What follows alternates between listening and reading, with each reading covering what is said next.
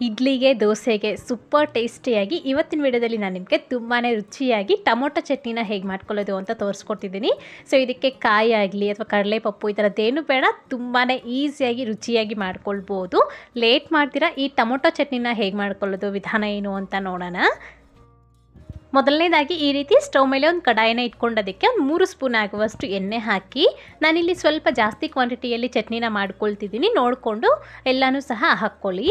ಈಗ ನಾನು ಇದಕ್ಕೆ 1 ಟೇಬಲ್ ಸ್ಪೂನ್ ಆಗುವಷ್ಟು ಕಡಲೆಬೇಳೆ, 1 ಟೇಬಲ್ ಸ್ಪೂನ್ ಆಗುವಷ್ಟು ಉದ್ದಿನಬೇಳೆ ಹಾಕ್ಕೊಂಡು ಲೈಟಾಗಿ ಒಂಚೂರು ಫ್ರೈ ಮಾಡ್ಕೊಳ್ತೀನಿ. ಈ ರೀತಿ ನೋಡಿ ಸ್ವಲ್ಪ ಲೈಟಾಗಿ ಗೋಲ್ಡನ್ ಕಲರ್ಗೆ ಇದು ಫ್ರೈ ಆಗಿದ ನಂತರ ಇದಕ್ಕೆ ಒಂದು 5ರಿಂದ 6 ಪೀಸ್ ಆಗುವಷ್ಟು ಬೆಳ್ಳುಳ್ಳಿ ಹೆಸರು, ಹಾಗೆಯೇ ಒಂದು ಅರ್ಧ ಇಂಚ್ ಆಗುವಷ್ಟು ಶುಂಠಿ, ನಿಮ್ಮ ಖಾರಕ್ಕೆ ಎಷ್ಟು ಬೇಕೋ ಅಷ್ಟು ಒಣಮೆಣಸಿನಕಾಯಿ ಅಥವಾ ಹಸಿ ಮೆಣಸಿನಕಾಯಿ ಯಾವುದಾದ್ರೂ ಹಾಕೋಬೋದು. ಹಾಗೆಯೇ ಸ್ವಲ್ಪ ಕರಿಬೇವಿನ ಸೊಪ್ಪು ಮತ್ತು ಒಂದು ಒಳ್ಳೆ ಕಲರ್ಗೋಸ್ಕರ ನಾನಿಲ್ಲಿ ಬ್ಯಾಡಿಗೆ ಮೆಣಸಿನಕಾಯಿನ ಹಾಕ್ಕೊಳ್ತಿದ್ದೀನಿ. ಒಂದು ಒಳ್ಳೆ ಕಲರ್ ಬರುತ್ತೆ. ಹೀಗೆ ಇದೆಲ್ಲನೂ ಸಹ ಒಂದು ಸ್ವಲ್ಪ ಹೊತ್ತು ಒಂದು 2-3 ನಿಮಿಷ ನೀಟಾಗಿ ಫ್ರೈ ಮಾಡ್ಕೊಳ್ಳಿ. ನೋಡಿ ಇದೆಲ್ಲ ಈ ರೀತಿ ಫ್ರೈ ಆಗಿದೆ ಅಲ್ವಾ. ಹೀಗೆ ಇದಕ್ಕೆ ನಾವು ಈರುಳ್ಳಿನ ಹಾಕ್ಕೊಳ್ಬೇಕು. ನಾನಿಲ್ಲಿ 2 ದೊಡ್ಡ ಸೈಜಿಂದು ಈರುಳ್ಳಿನ ಈ ರೀತಿ ಕಟ್ ಮಾಡಿ ಹಾಕ್ಕೊಳ್ತಿದ್ದೀನಿ. ಸ್ವಲ್ಪ ಕಡಿಮೆ ಆದರೂ ಹಾಕ್ಕೊಳ್ಬೋದು. ಹಾಗೆಯೇ ಸ್ವಲ್ಪ ಉಪ್ಪು ಕೂಡ ಸೇರಿಸ್ಕೊಂಡು ಈ ಆನಿಯನ್ಸ್ನ ಒಂದು 2-3 ನಿಮಿಷ ಫ್ರೈ ಮಾಡ್ಕೊಳ್ಳಿ. ಈ ಥರ ಈರುಳ್ಳಿನ ಒಂದು 2-3 ನಿಮಿಷ ಫ್ರೈ ಮಾಡ್ಕೊಂಡಿದ್ದ ನಂತರ ಇದಕ್ಕೆ ಒಂದು 2ರಿಂದ 3 ಟೊಮೊಟೊ ಹಣ್ಣು ಕೂಡ ಸ್ವಲ್ಪ ದೊಡ್ಡ ಸೈಜಿಂದು ಕಟ್ ಮಾಡ್ಕೊಂಡು ಹಾಕ್ಕೊಳ್ಳಿ. ಈಗ ಟೊಮೊಟೊ ಹಣ್ಣು ಅನ್ನೋದು ಒಂದು ಸ್ವಲ್ಪ ಹೊತ್ತು ಮೆತ್ತಗಾಗೋ ತನಕ ನಾವು ಫ್ರೈ ಮಾಡ್ಕೊಳ್ಬೇಕು.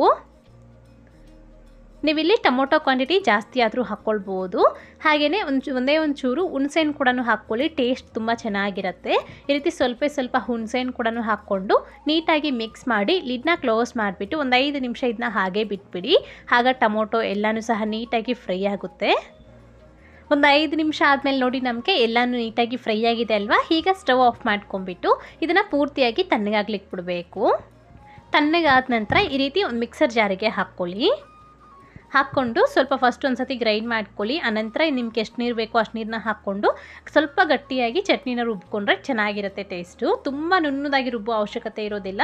ಸ್ವಲ್ಪ ಈ ರೀತಿ ಚಟ್ನಿನ ರುಬ್ಕೊಂಡ್ರೆ ಚೆನ್ನಾಗಿರುತ್ತೆ. ನೋಡಿದ್ರಲ್ವಾ, ಅಷ್ಟೇ ನಮಗೆ ಟೊಮೊಟೊ ಚಟ್ನಿ ರೆಡಿಯಾಗಿದೆ. ಹೀಗೆ ಇದಕ್ಕೆ ನಾವು ಒಗ್ಗರಣೆ ಹಾಕ್ಕೊಳ್ಬೇಕು.